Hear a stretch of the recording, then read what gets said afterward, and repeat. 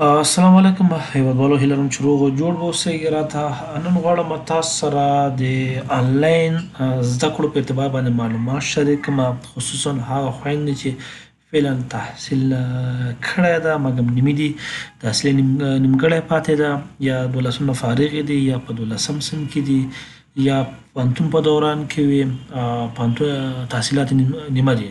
نو دې لپاره یو دانشګاه ده یا پوهنتون ده چې د ښځو د آنلاین پوهنتون په نامه یادېږي، چې دغه له طریقه زموږ ډېرې خویندې تحصیل کوي، فعلا لپاره هم دوی محصلین لري او آنلاین زده کړې ورته مخکې وړي.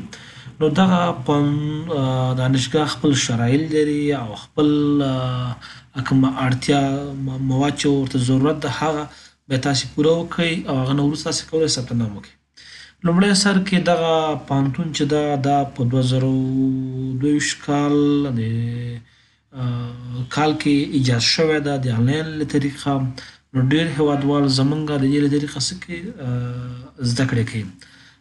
او بل دغه پوهنځی کې چې دوی آنلاین زده کړې مخې ته وړي زیاتره پوهنځیګان لري چې هغه عبارت دي له طب برخه هم پکې شته، انجینري برخه هم پکې شته، ډېرې برخې نورې هم پکې شته.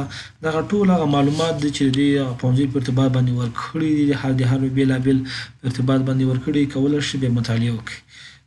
دوی څو نوعه په پوهنځیګانو کې محصلین جذبوي چې لومړی د طب معالجې په برخه کې ده، قابلګي په برخه کې ده، نرسنګ په برخه کې ده، ستوماتولوژي پوهنځی په برخه کې ده، فارمیسي پوهنځی په برخه کې ده، د اقتصاد پوهنځی په برخه کې ده، د کرنې پوهنځی په برخه کې ده، همدارنګه د کمپیوټر ساینس پوهنځی په برخه کې ده، او د انجینري پوهنځی، د شریعت پوهنځی، حقوق پوهنځی او د ادبیاتو پوهنځی، د ارواپوهنې پوهنځی، ژورنالیزم پوهنځی، د ژبو او ادبیاتو پوهنځی. په دغه پوهنځیګانو کې دوی څه کوي؟ محصلین جذبوي. د آنلاین له طریقه تاسې کولی شئ د آنلاین له طریقه دغه پروسې ته څه وکړئ؟ اپلای وکړئ. له هغه نه مخکې تاسې چې اپلای وکړئ دوی دلته یو فورم ورکړی ده چې هغه فورم باید تاسې خانه‌پوري وکړئ. د ویډیو په اخره کې زه که د ډسکرپشن په برخه کې دغه فورم لینک تاسو سره شریکوم، دغه لینک له طریقه تاسې کولی شئ دغه پوهنتون ته څه وکړئ؟ اپلای وکړئ. او زده کړه چې ده د آنلاین له طریقه ده او اخره کې هم تاسو ته یو معتبر سند درکول کېږي چې د هغه له طریقې تاسې کولی شئ د نړیوالو پوهنتونونو ته اپلای وکړئ او خپلې تحصیلات پکې مخې ته یوسئ. او دغه کوم اسناد چې درکول کېږي هغه معتبر اسناد دي او ټولو پوهنتون لپاره د قابل قبول ده. نو بنا راځو د دغه پوهنتون هغه رشتې خو مو وویلې چې کومې رشتې پکې دي، او همدارنګه اوس راځو دغه فورم موږ خانه‌پوري کوو چې په کومه طریقه موږ کولی شو دغه فورم خانه‌پوري وکړو تر څو هغه د ثبت نام په برخه کې تاسې کوم مشکل ولرئ نو هغه مشکل هم حل شي. دغه فورم ده، په دې فورم کې خپل دوی هغه شرایط لري چې هغه ټول تاریخ خپل پکې لیکلی ده چې په کوم له تاریخ نه دوی خپل فعالیت راشو کړی ده. بخښنه غواړم، د 2022 کال راهیسې دوی خپل فعالیت لري. تقریبا دوی فعلا لپاره 14,000 محصلین جذب لري، او همدارنګه نور محصلین هم د جذب په حال کې دي. او ټوله پروګرام چې ده آنلاین شکل سره ده، هفتهوار په شکل سره ده، او همدارنګه تاسو ته په هفته کې به یو یا دوه ورځې وخت درکول کېږي. په هماغه وختونو کې به تاسې آنلاین کېږئ او خپل درسونو ته به ادامه ورکوئ. نو دغه ټول معلومات دي کولی شئ به تاسې دغه لینک له طریقه ولولئ. او دغه ایمیل ادرس ته د خپله د پوهنتونو ایمیل ادرسونه دي، کولی شئ چې مستقیما د دې له طریقه هم تماس ورسره ولرئ. او یادونې وړ ده هغه کسان چې غواړي دې پروسې کې اپلای وکړي دوی فقط له یوې ایمیل ادرس نه کولی شي استفاده وکړي، یعنې یو ایمیل د یو نفر لپاره کفایت کوي. نو یو ایمیل څو کسانو ته کفایت نه کوي، فقط یو ایمیل یو نفر لپاره کفایت کوي. تاسې به دغلته خپل هغه ایمیل ادرس ولیکئ او هغه نه مخکې تاسې پرې لاړ شئ. نو دلته د معمولا زه خپل ایمیل ادرس لیکم تر څو ثبت نام تکمیل کوم.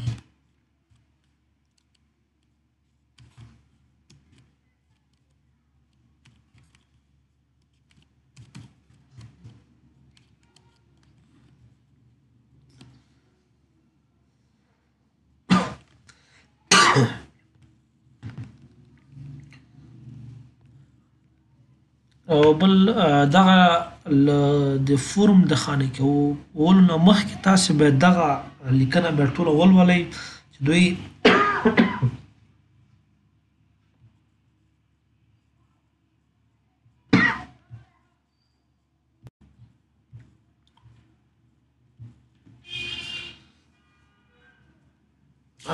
د فورم له خانه کولو نه مخکې باید تاسې دغه لیکنه مکملا ولولئ او له هغه نه څه وکړئ معلومات ترلاسه کړئ. خپل چې کله ښه معلومات مو ولوستل او هغه نه وروسته تایید ارسال ووهئ چې معلومات همغه شي. ښه اطمینان حاصل کړئ بیا هغه نه وروسته ثبت نام وکړئ.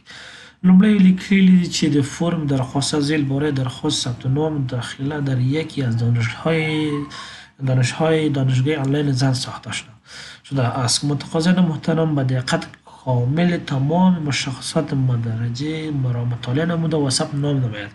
هر شخص صرف یک بار میتواند از یک ایمیل آدرس اصلی خویش این فرم را خانه‌پوری نماید و دو درخواست از یک ایمیل توسط سیستم اجازه داده نمیشود. دا مخکې هم درته ویلی چې یو کس کولی شي یو ایمیل ادرس نه څه وکړي استفاده وکړي. بلې ویلی دی په دریمه خانه کې ویلی دی چې معلوماتی که در این فرم درج میکنید نزد دانشگاه آنلاین زن محرم خواهد بود و صرف مسئولین امور به آن جهت تنظیم صنوف درسی دسترس خواهد داشته. و تاسې چې به دغه معلومات په دغه سیستم کې درج کوئ دغه معلومات ټول ستاسو محرم دي او فقط د دغې پروسې هغه مامورین به څه وکړي دغه ته لاسرسی ولري بس لاس دا ټول معلومات تاسې ورکړئ هغه محرم دي یعنې پټ دي نورو څخه. تمام خدمات دانشگاه آنلاین زن به شکل رایگان بوده و ثبت راجستر کشور انگلستان می باشد که جهت معلومات بیشتر و متن انگلیسی در مقدمه این فرم راجع کنید. و دا دانشگاه چې دا ټول مکملا رایگان ده او د انګلستان د پوهنتونونو کې چې ده که نه معیار شکل سره څه شوې ده عیار شوې ده او تاسې کولی شئ انګلیسي متن یې هم څه کړئ مطالعه کړئ. وایي په دغه کې چې دا ټول رشتې موجود دي چې د لیسانس په سویه باندې چې دا 4 کال لپاره ده و نرسنگ چې دا قابلگی به شکل عالی فعالیت میکند و نرسنگ هم په عالی شکل سره بعض چې دي که نه 2 کلونه دي دا 4 کال سره به څه کوي دلته به تکمیل کوي. محصولانی که مربوط بخش‌های طبی می‌شوند در آخر پروسه تحصیلی به استاژ با شفاخانه‌ها و مراکز صحی با همکاری خود ایشان و زمینه‌های سازی دانشگاه معرفی خواهد شد و هغه کسان چې طبي برخې انتخابي یعنې د طب برخې انتخابي دوی په آخره کې د استعداد دوره کې دوی په شفاخانو ته یا کلینیکونو ته څه کې معرفي کړي د خپل استعداد دورې تکمیلولو لپاره. و دانشگاه آنلاین زن به عنوان یکی از نهادهای تحصیلی برای فعال و فعالیت میکنه که اداره کدام نهاد تعلیمی همچون مکتب و یا نهادهای دیگر تحصیل نمیباشد. در دانشگاه آنلاین زن صرف طبقه و ناس محروم و تحصیل میتواند مزنه با تحصیل خویش ادامه بدهد و برای قوانین در این خدمات تحصیل زمینه مساعد نداریم. په دغه سیستم کې چې دوی ایجاد کړی ده فقط زنانه طبقه کولی شي څوک اپلای وکړي او د نارینه‌و لپاره کوم گنجایش پکې نشته. در دانشگاه آنلاین زن صرف طبقه و ناس برای متقاضیان جدید لازم است که تا جهت شامل شدن در رشته مورد علاقهشان لیست فیصدی نمرات را مطالعه نماید و در بخش بادی بیان خواهد شد. هغه متقاضین چې ښه فیصدي ولري دوی کولی شي ښه نظر خپل فیصدي ته څه وکړي یو رشته انتخاب کړي. نو دغه خپل هغه شرایط دي دغه مادهواره ده دغه به ټول څه وکړي تاسې مطالعه کوئ او هغه نه وروسته بیا تایید ارسال کړئ. نو بنا دغه پورته کوم معلومات چې ما درته ولوستل بعض مادې مې درته ولوستې نو دغې څخه چې مکمل ښه حاصل ترلاسه کړه معلومات هم ترلاسه کړه هغه نه وروسته به تاسې دغه کلیک کړئ او تایید ارسال شي. و هغه نه وروسته تاسې راځئ لاندې دغه مرحله چې د ټول 7 مرحلې لري 7 مرحلې لري او کولی شئ چې دغه بیا د کلیر فرم په اساس باندې کولی شئ مکمل خپل فرم بېرته پاک هم کړئ او دغه 7 مرحلې لري له اول نه تر 7 مرحلې پورې تکمیل کیږي او د دویمې پاڼې لپاره موږ به په نیکسټ بټن باندې څه کلیک به وکړو هغه نه وروسته به دلته موږ نه هغه شخصي معلومات موږ نه غواړي. نو شخصي زموږ معلومات دلته به څه وکړو، دغه لومړی سر کې به تاسې هغه فارسي نوم خپل لیکي یا پښتو باندې به خپل نوم لیکي. مثلا زه لیکم نرګس لیکم نوم او نرګس امیري.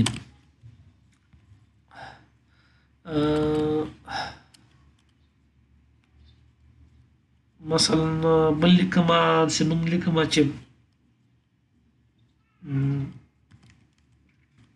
نادیه امیري. همدغه هغه هم چې په پښتو باندې ولیکي، دلته به هم په انګلیسي باندې نوم به دې ولیکي.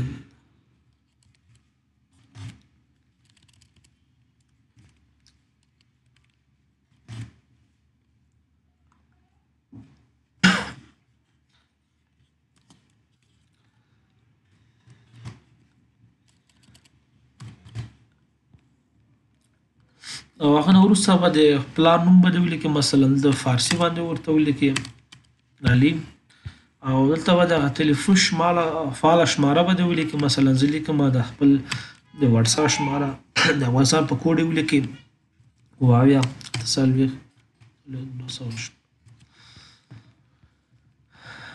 ایمیل ادرس یې فعال یو خپل هغه ایمیل ادرس څه وکړي فعال پکې ولیکي. دلته په دې شکل سره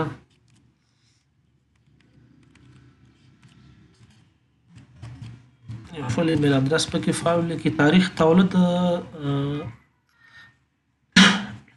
تولد پکې درج کړي. مثلا زه لیکم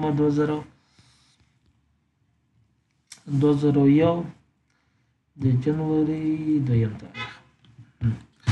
سکونت اصلي فعلا چې کوم اصلي ولایت کوم ولایت ده، مثلا زه لیکم کابل، فارسي ورته ولیکئ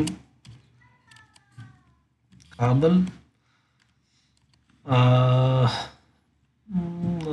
په همدې شکل سره لیکل کېږي. بیا بل ته فاصله ورکړئ، ورسره مرکز شهر کې مثلا لیکم ورسره سنګي. دلته هم سکونت فعلي سویلی هم کابل، مرکز اوته اول لیکي افغانستان لیکي مکمل دې شکل سره. هغه نه وروسته کابل لیکي، کابل نه وروسته مرکز او ولسوالۍ راځي، بیا د ساحې نوم لیکي.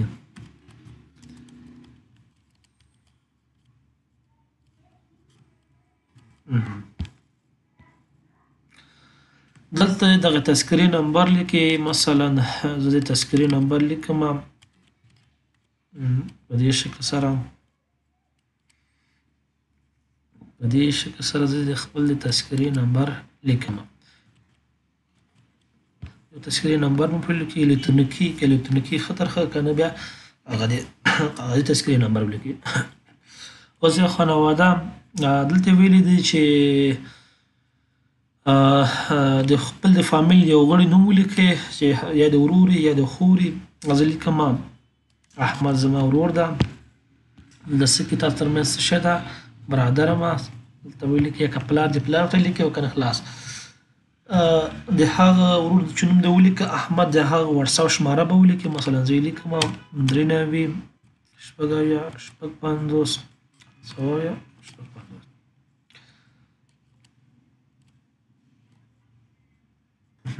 دا د وټساپ شماره مې ورته ولیکله.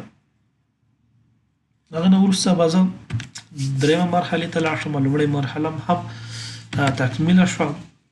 دلته وګوره بله پوښتنه کړې ده، دغه نظر هغه محصلین چې مثلا غواړي په کوم برخه کې دوی مثلا مخکې زده کړې کړي دي او غواړي کوم زده کړې ته لاره پیدا کړي. که چېرته تاسې له 12م صنف نه فارغ هستید، صنف 12 مکتب فارغ صنف 12 مکتب هستم و من حیث متخصص جدید میخواهم تحصیلات را آغاز نمایم. دا فعلا هغه کسانو لپاره ده چې دوی 10م نه تر 12مه پورې هم مکتب ویلی خو فارغ شوي نه دي یا فارغ شوي دي د هغه کسانو لپاره ده. او دغه دویمه ګزینه چې ده د هغه کسانو لپاره ده چې دوی پوهنتون کې دي یا په همده کامیاب شوي دي یا نیمه تحصیلات یې کړي یا په دویم صنف کې دي د پوهنتون یا په دریم صنف کې دي یا د څلورم صنف کې دي خو تکمیل کړی نه ده. دا د هغه کسانو لپاره ده. مثلا زیاتره موږ خویندې چې دي زیاتره یې په مکتب څخه فارغې دي یا په نیمه تحصیلاتو کې دي یا لسم یولسم کې د هغوی دي بیا دغه ګزینه څه کړي انتخاب کړي.